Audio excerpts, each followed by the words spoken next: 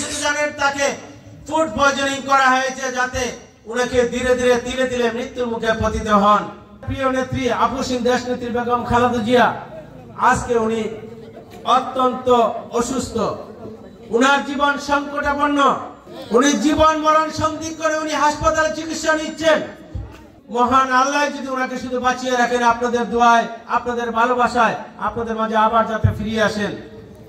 মহান আল্লাহর রহমতে আমাদের প্রিয় নেত্রী মা বেগম খালেদা জিয়ার জন্য দোয়া মাহফিলে উপস্থিত হয়েছি। আমরা আমাদের পবিত্র কোরআন থেকে তিলাওয়াত করে আমাদের উলামায়ে কেরাম, আমাদের হুজুর, আমাদের হাবিজ সাহেবরা, আমাদের ইমাম সাহেবরা দোয়া করেছেন। আমরা বিশ্বাস করি মহান আল্লাহ সেই দোয়া কবুল করবেন।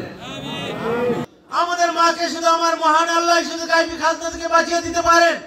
আমাদের সুনামগঞ্জ নির্বাচন এলাকার সকল মানুষের পক্ষে আমাদের আজকের এই আয়োজন, সকল মানুষের ভালোবাসায় আজকের এই দোয়া মাহফিল।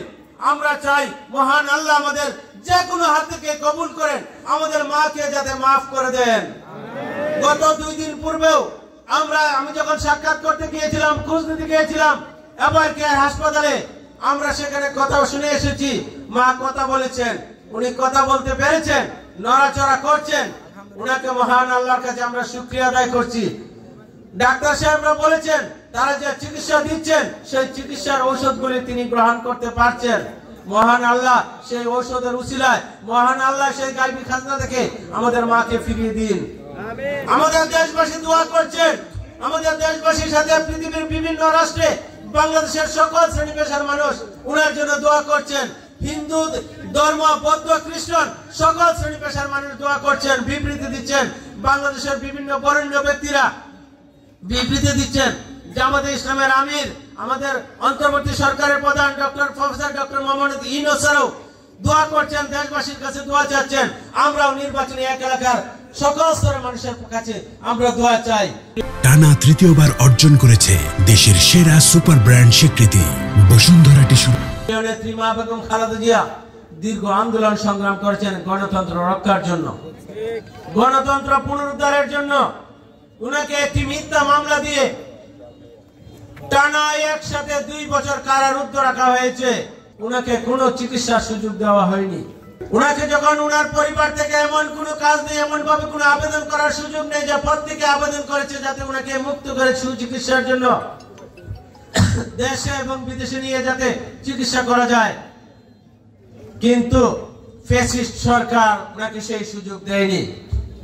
ভালো মানুষ হিসেবে পায়ে হেঁটে উনি জেলে গিয়েছেন, কিন্তু উনি যখন জেল থেকে মুক্ত হয়েছেন উনি সুস্থভাবে উনি ফিরে আসতে পারেননি।